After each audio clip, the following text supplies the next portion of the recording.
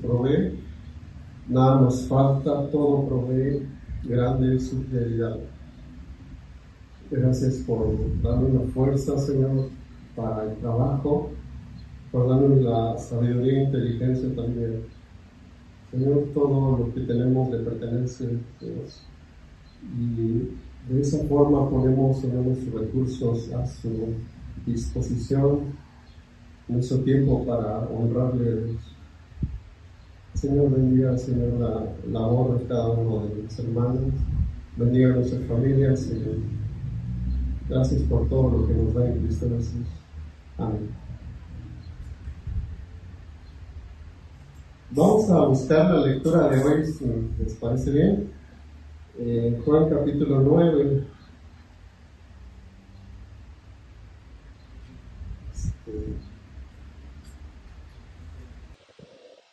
Bueno, voy por mis apuntes y empezamos.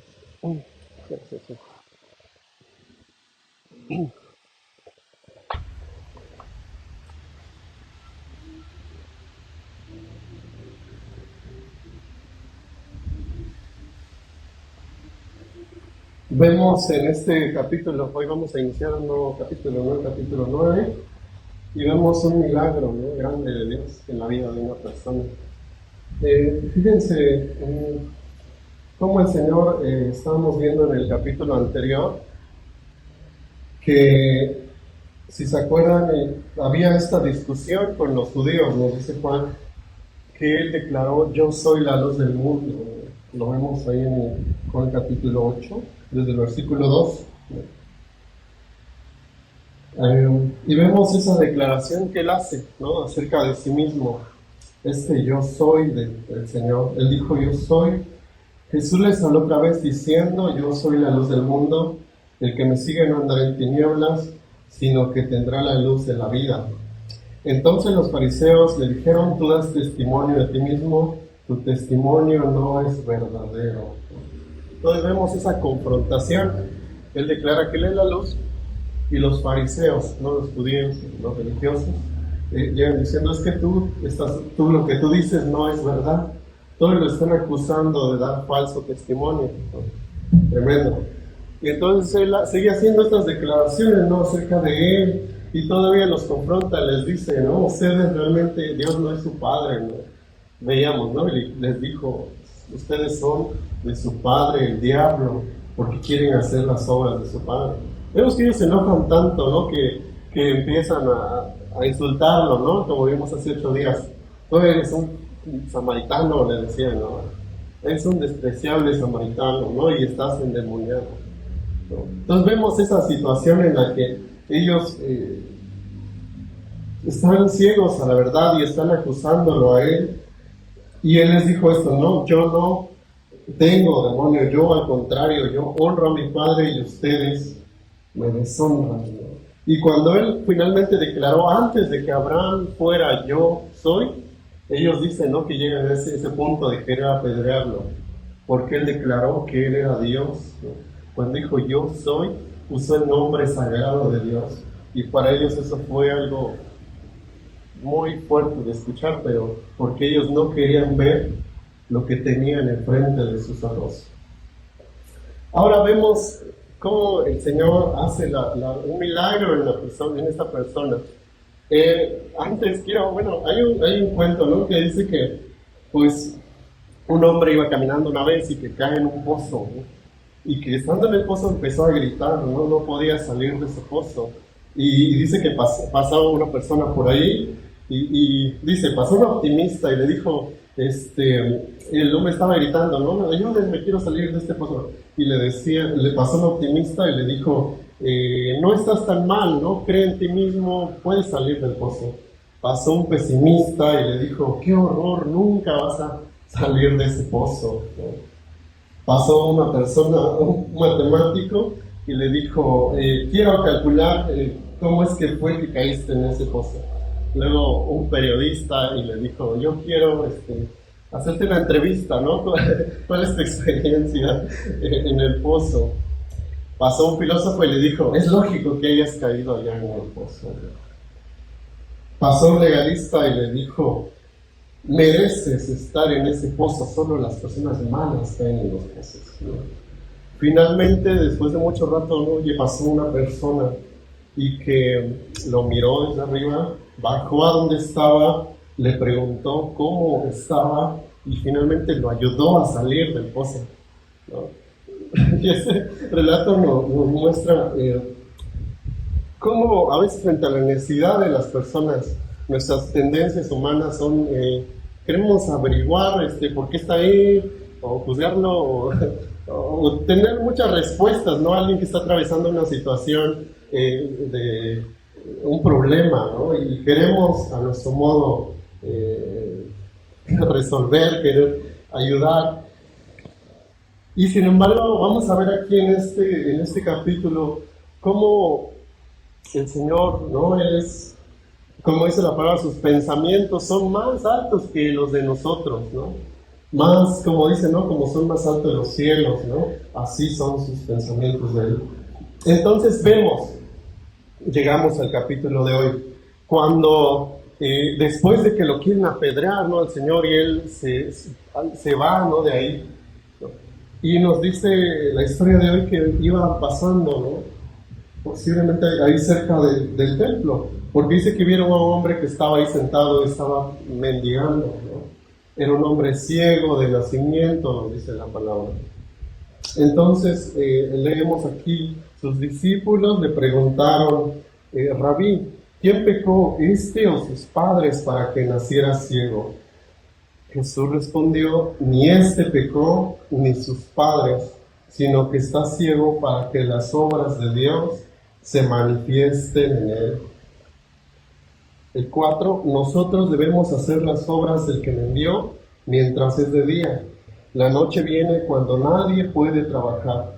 Mientras estoy en el mundo, yo soy la luz del mundo. Sí, entonces vemos cómo el Señor, al ver la necesidad de este hombre, ¿no?, primero que dicen los discípulos, empezaron a preguntarle, Maestro, ¿quién fue el culpable de que este hombre naciera ciego, no? Se dan cuenta, en lugar de atender, veían la necesidad, pero ellos empezaron a hacer como un debate teológico, ¿no? ¿Quién es el culpable de que este hombre está ciego? ¿Por qué haya nacido así? Pero fíjense cómo el Señor, tan compasivo, ¿no?, tan misericordioso, cuando ve a este hombre, él se enfoca realmente en lo que es, ¿no? En el versículo 3 leemos, Jesús respondió, ni este pecó ni sus padres, sino que está ciego para que las obras de Dios se manifiesten en él. Nosotros debemos hacer las obras del que me envió mientras es de día. Se quede claro, ¿no? Aquí lo que está diciendo es que sus discípulos tenían como un poco esta mentalidad de que cuando alguien está enfermo o cuando alguien nace así, ¿no?, tenían esa duda, ¿no? Quisieran decir a qué se debe, ¿no?, que este hombre haya nacido así. Pero el Señor nos enseña que en el caso de esta persona no fue su enfermedad, no fue provocado por un pecado específico, ¿no?, que él haya hecho a sus padres, sino que él aclara esto, ¿no?, sino que está ciego para que las obras de Dios se manifiesten en él. Por un lado vemos en la palabra de Dios cómo el sufrimiento y la enfermedad en ocasiones sí, digamos, no vamos a entrar mucho en ese debate teológico, ¿no? El Señor no entró en esto, ¿no? La causa del sufrimiento, ¿no?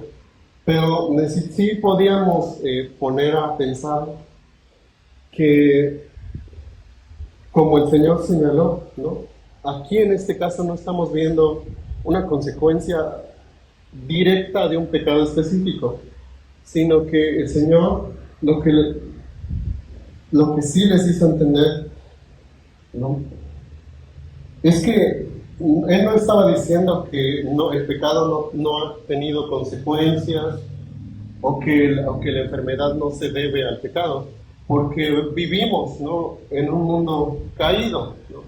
Sí, se acuerdan que hemos en estos estudios, ¿no?, de la confesión de fe, donde dice en qué estado cayó el hombre, y la respuesta es: el hombre cayó en un estado de pecado y de miseria, ¿no? Por un lado, vivimos en un mundo que está caído, ¿no? Vivimos en un mundo, en una humanidad que está, como vimos en el capítulo 8, esclavizada al pecado, por un lado. Y lo segundo es que cayó el hombre en un estado de miseria, ¿no?, en este mundo donde Dios finalmente le dijo a Adán, ¿no?, maldita será la tierra por tu culpa, ¿no? Dice que le dijo: con el sudor de tu frente todos los días no vas a trabajar hasta que vuelvas a la tierra a la que fuiste creado, ¿no? ¿Sí se acuerdan? Porque polvo eres y al polvo volverás. El Señor le dijo a Adán: espinas y cardos te va a producir la tierra, ¿no? Con el sudor de tu frente vas a tener, ¿no?, que trabajar para el pan. Entonces, sí vemos cómo, como dice la palabra de Dios, por el pecado de uno, el pecado entró en el mundo y la muerte, ¿no? El salario del pecado es la muerte, la enfermedad, ¿no? Vivimos en un mundo caído, eso sí es cierto. Pero la Biblia también nos enseña de que un niño reciba el castigo por el pecado de sus padres, no es algo que la Biblia enseña de esta manera. Si quieren, vamos a Deuteronomio capítulo 24, versículo 16.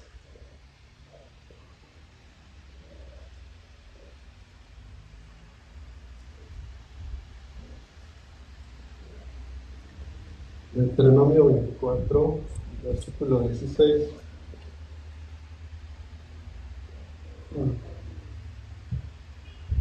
Que dice: los padres no morirán por sus hijos, ni los hijos morirán por sus padres, cada uno morirá por su propio pecado. Sí, también más adelante, Ezequiel capítulo 18, versículo 20.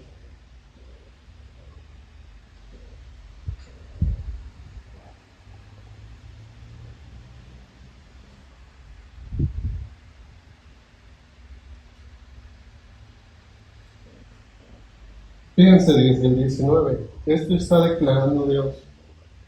Y ustedes dicen: ¿por qué no carga el hijo con la iniquidad de su padre? Cuando el hijo ha practicado el derecho y la justicia, ha observado todos mis estatutos y los ha cumplido, ciertamente vivirá. El alma que peque, esa morirá. El hijo no cargará con la iniquidad del padre, ni el padre cargará con la iniquidad del hijo. La justicia del justo será sobre él, y la maldad del impío será sobre él. No. Entonces, vemos esto, ¿no?, en la palabra de Dios.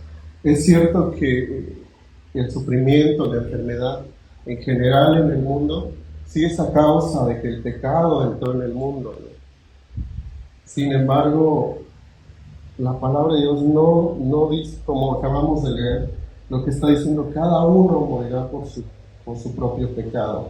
Ni el padre llevará el pecado del hijo, ni el hijo no llevará el pecado del padre, ¿no?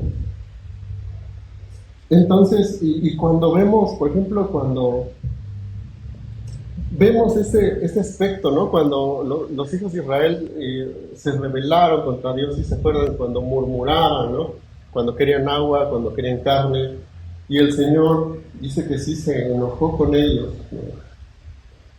Y debido a eso, los hijos de Israel tuvieron que vagar 40 años, ¿no?, en el desierto, ¿no?, a causa del pecado, ¿no? Está hablando en un concepto más amplio, ¿no? Sí, vivimos en un mundo caído, ¿no?, donde hay pecado, hay enfermedad, hay degeneración, ¿no?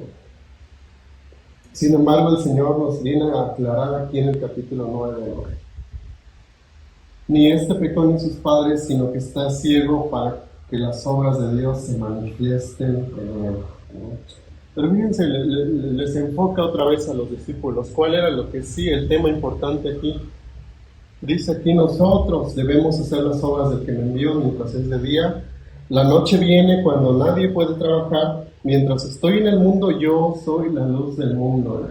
Fíjense cómo él dice aquí, debemos hacer las obras del que me envió, ¿no? Ahí en la Reina Valera también dice, y es otra traducción, me es necesario hacer las obras del que me envió. El Señor estaba hablando de que el momento que Él estaba viviendo en ese momento, que los discípulos estaban viviendo en ese momento, era de urgencia, ¿no? Era de urgencia, como dijimos, eran casi 6 meses, un poco antes, menos de 6 meses para que Él fuera a la cruz, ¿no? Que era cuando iba a caer realmente la noche, ¿no? Entonces les está diciendo a los discípulos que debe hacer la obra el que me envió mientras es de día, ¿no? Y entonces vemos aquí cómo el Señor, del versículo 6, habiendo dicho esto, escupió en tierra, hizo barro con la saliva, y le untó el barro en los ojos al ciego, y le dijo, ve y lávate en el estanque de Siloé, que quiere decir enviado. El ciego fue pues, y se lavó, y regresó viendo. Fíjense, en lugar de detenerse a hacer una discusión, ¿no?, acerca de quién era el culpable, el Señor actúa, ¿no? Dice, es necesario, ¿no?, que yo haga las obras del que me envió. Muestra compasión hacia esta persona. Dice que escupe, ¿no?, en tierra, hace lodo, se lo pone, lo manda. Y el ciego obedece, así de simple, ¿no? Entonces,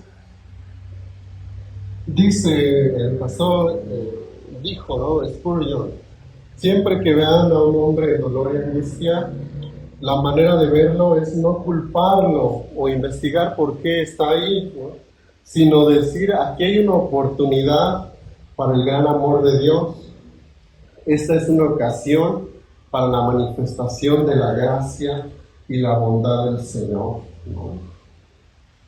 Vemos cómo, dicen algunos comentaristas, cómo casi con lo que pasó en el Génesis, cuando Dios formó al hombre de la tierra, ¿no? Así el Señor usó el barro, el polvo, para crearle de la nada a esta persona la vista otra vez, ¿no? Y vemos cómo el Señor, el versículo 1, si lo ven, al pasar Jesús vio a un ciego, hombre ciego de nacimiento. Fíjense cómo el Señor toma la iniciativa para sanarlo. Él fue a esta persona que estaba ciega, y entonces dice que le pone lodo y lo manda, ¿no? Y entonces vemos cómo esta persona realmente obedeció, ¿no? Y al obedecer dice que regresó viendo. Entonces vemos este milagro, y lo que viene a enseñarnos a nosotros otra vez es cómo, fíjense, cómo este milagro, ¿no?, muestra. Vamos a ir viendo más abajo cómo nos enseña a nosotros. Cómo es también ese proceso en el que Dios nos encuentra a nosotros y nos da vida, ¿no?, nos da luz, ¿no? Estábamos cantando hace rato, ¿no? Al mundo Él vino, nos iluminó, y por nuestras culpas el justo murió. ¡Qué declaración! Nosotros que vivíamos en la oscuridad, como Él vino a darnos luz. Él, además de declarar, yo soy la luz del mundo, vemos en este capítulo 9 cómo Él realmente lo demuestra a través de este milagro y nos enseña a nosotros muchas cosas, ¿no? Vemos que cuando el hombre sanó hubo 2 respuestas, ¿no? Dice que sus vecinos, ¿no?, lo leemos ahí desde el versículo 8, ¿no? Empezaron, dice ahí, sabían que él era mendigo, sabían que no veía, y decían, ¿no es este el que estaba pidiendo dinero? Y unos que decían, se parece a él, ¿no? Otros decían, no es, pero se parece, ¿no? Hasta que él decía, sí soy yo, ¿no? Sí soy. Él, y entonces le preguntan, ¿cómo te fueron abiertos los ojos? Y él respondió, el hombre que se llama Jesús hizo barro, lo untó sobre mis ojos y me dijo, ve al estanque de Siloé y lávate. Así que fui y me lavé y recibí la vista. ¿Dónde está él? Le preguntaron y él les dijo, no sé. Fíjense, este hombre, lo único que sabía de Jesús era que era un hombre, ¿no? Un hombre que se llama Jesús, nada más. Fíjense cómo al recibir este milagro de la vista, él simplemente contesta con los hechos, no con la verdad. Sí, vamos a eso. Él no dice más ni menos que la verdad. Y ante esto dice que se asombraron, ¿no? Porque sí, realmente antes no veían, ¿no? Pero fíjense qué pasa. Leemos ahí en el versículo 13. Lo llevaron ante los fariseos, al que antes había sido ciego, y era día de reposo el día en que Jesús hizo el barro y le abrió los ojos. Por eso los fariseos volvieron también a preguntarle cómo había recibido la vista. Él les dijo, me puso barro sobre los ojos y me lavé y veo, ¿no? Lo llevan ante los fariseos, ¿no? Quieren indagar, ¿no?, más sobre este milagro. Otra vez lo interrogan y él dice los hechos, simple y llanamente, ¿no? Fíjense, de pocas palabras, me puso barro en los ojos, me lavé y veo, nada más, nada menos. Por eso algunos de los fariseos decían, este hombre no viene de Dios porque no guarda el día de reposo. Pero otros decían, ¿cómo puede un hombre pecador hacer tales señales? Y había división entre ellos. Entonces preguntaron otra vez al ciego, ¿qué dices tú de él, ya que te abrió los ojos? Es un profeta, les respondió. Cada vez que, fíjense, estaban asombrados, ¿no? Ante ese milagro. Y van y le preguntan, ¿no? ¿Quién te abrió? ¿No? ¿Cómo es que ves? No le preguntaron. ¿Cómo te fueron abiertos los ojos? Él habla de Jesús, no, el hombre que se llama Jesús, me mandó. Y entonces ellos, ¿no?, los fariseos, empiezan a acusarlo, porque como dice Juan, este milagro pasó en un día de reposo, un día sábado. Y ellos, su sentencia fue esta, ¿no? Este hombre no viene de Dios porque no guarda el día de reposo. Otra vez, ¿se acuerdan? Ellos solamente veían la parte legalista, ¿no? Decían, es que este hombre, en lugar de estar alegres, ¿no?, por la sanidad, ¿no?, por lo que Dios hacía, estaban acusándolo de no guardar el día de reposo. Y todavía en su asombro le preguntan a este hombre, ¿no? ¿Qué dices tú, no? Tú que recibiste el dinero, ¿de quién te abrió los ojos? Fíjense cómo él pasa de decir, un hombre llamado Jesús, dice, yo creo que él es un profeta, ¿no? Y continuamos leyendo, ¿no? Versículo 18. Pero los judíos no le creyeron que había sido ciego y que había recibido la vista hasta que llamaron a los padres del que había recibido la vista. Y les preguntaron, ¿es este su hijo, el que ustedes dicen que nació ciego? ¿Cómo es que ahora ve? ¿No? Fíjense, teniendo la evidencia ante sus ojos, ¿no?, los hechos, ¿no?, del milagro, todavía van a buscar a sus padres. No creían que había sido ciego. Fíjense la ceguera, ¿no? Como dijo el Señor muchas veces, está viendo, ¿no?, y no ven, ¿no? Le decían, ¿es su hijo ¿no?, el que dicen que nació ciego, ¿no? Y ellos realmente confirman eso en el versículo 20.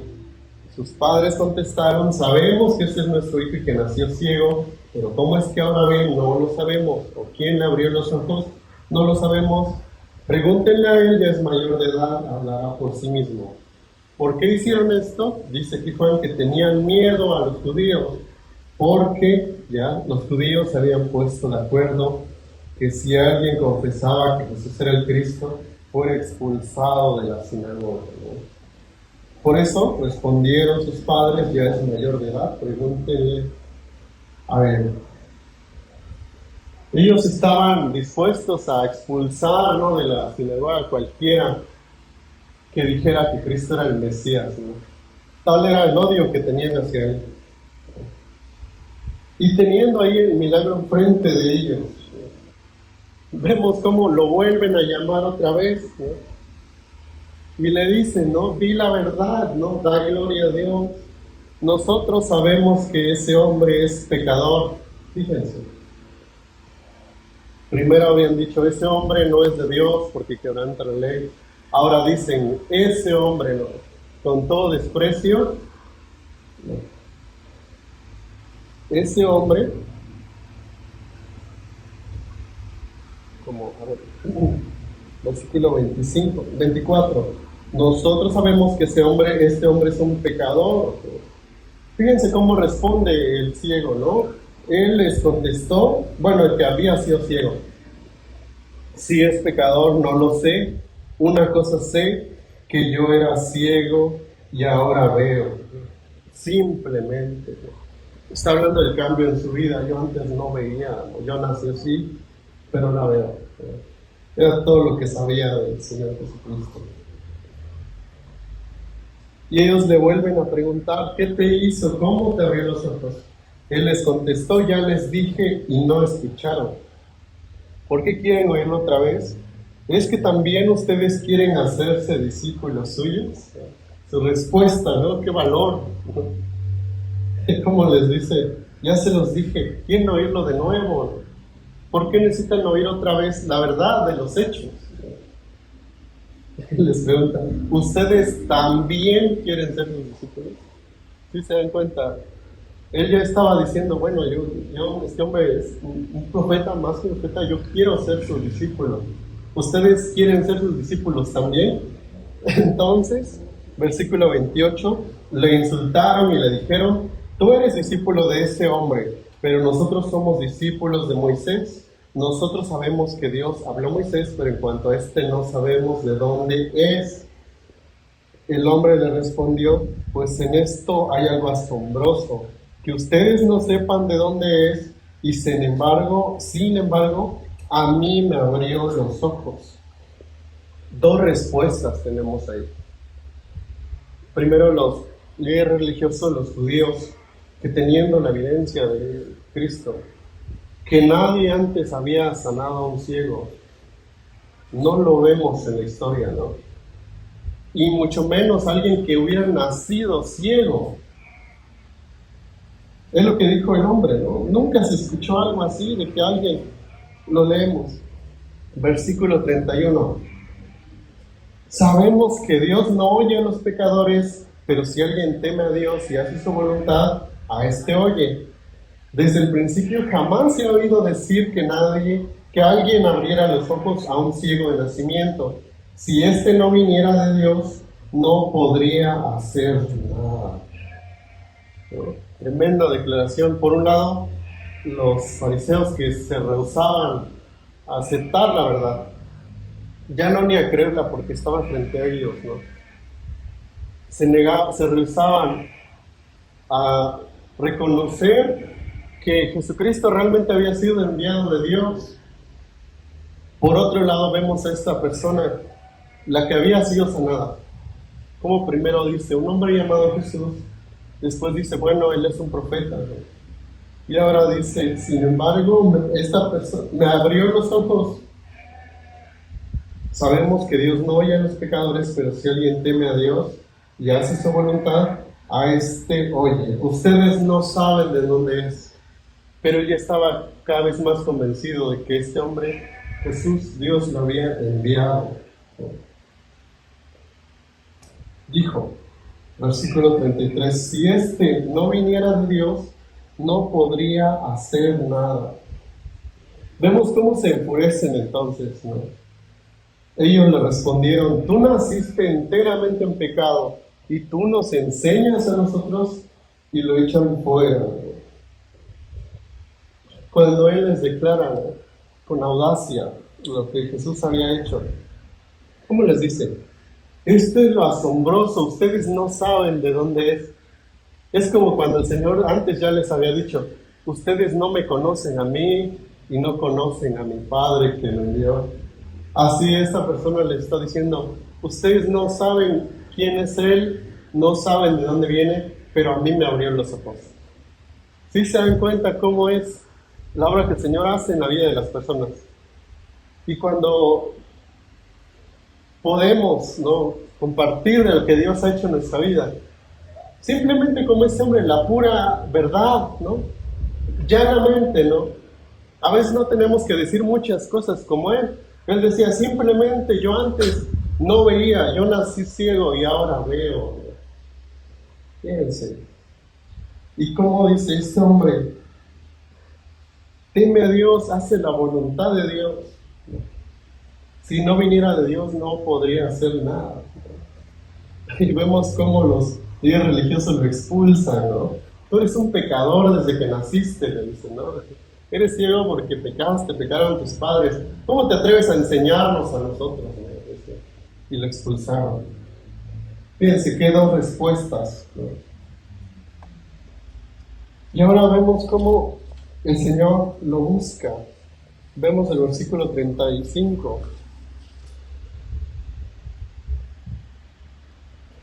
Jesús oyó que lo habían echado fuera, y cuando lo encontró le dijo, ¿crees tú en el Hijo del Hombre? Él le respondió, ¿y quién es, Señor, para que yo crea en Él? Jesús le dijo, pues tú lo has visto, y el que está hablando contigo, ese es. Él entonces dijo, creo, Señor, y lo adoró. Fíjense, ese hombre, el Señor obró este milagro en su vida, ¿no? Fíjense, no solo ese milagro que Él hace transformó la vida de este hombre, porque si mendigaba era porque no podía ver, porque nadie lo atendía, ¿no? Nadie podía ver por él. En cambio, cuando el Señor le dio la vista, le cambió la vida, y él solamente podía dar testimonio de eso. El hombre que se llama Jesús, ¿no?, puso lodo en mis ojos y me envió a que me lavara y ahora veo. El Señor lo buscó, porque dice ahí cuando lo encontró, ¿no? Fíjense, otra vez, el Señor buscando a esta persona. Y le dice, ¿crees tú en el Hijo del Hombre? Y cuando crees tú en el Hijo del Hombre, cuando le dice, ¿crees tú en el Hijo del Hombre? Este crees tú no es simplemente, o sea, que crees de que existe, sino que ese crees tú demanda, es una frase que incluye compromiso, ¿no? Es como decirle, estás dispuesto, ¿no?, a seguir, ¿no?, al Hijo del Hombre. Y él respondió, ¿quién es, Señor, para que yo crea en él? El Señor le declara, tú le has visto, y el que está hablando contigo ese es. Curiosamente, ¿no?, que este hombre es la primera vez que había visto a Jesús, porque antes no veía. Pero como el Señor le dice, tú ya lo has visto, ¿no? O sea, no es todo solo es un cambio externo, no solo es un milagro físico real, sino que el Señor también estaba transformando la vida de este hombre.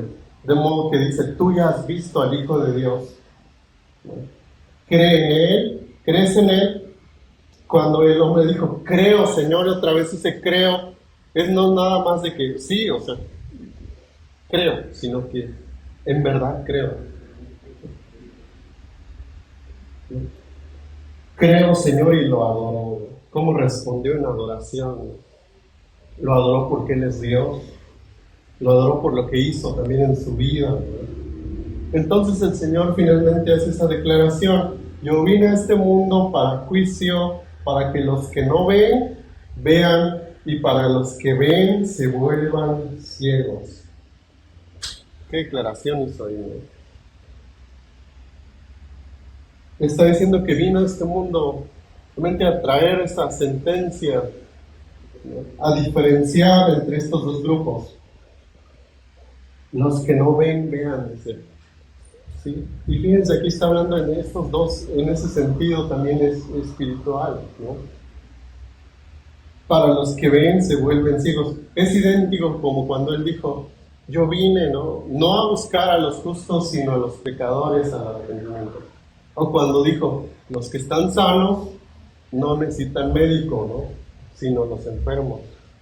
Él les dice esto: los que no ven, vean; los que ven se vuelvan ciegos. Como que los que creen que realmente ven, que no tienen necesidad de nada, ¿no?, fueran ciegos.